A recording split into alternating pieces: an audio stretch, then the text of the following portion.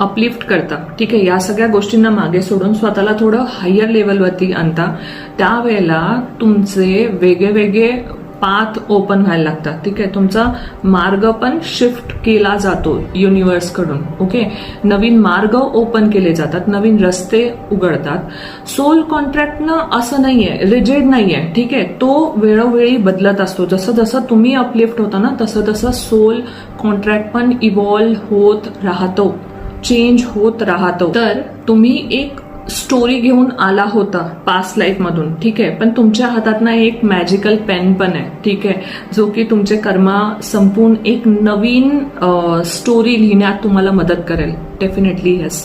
Okay, हा तुम्ही मागच्या जन्माच्या कर्मापासून जुडलेले असता, पण तुमचं जे कॉन्शियस माइंड आहे ते तर आताच्या गोष्टी बघून शिकतंय ना, तर तो तुमची रियालिटी डेफिनेटली बदलू शकतो.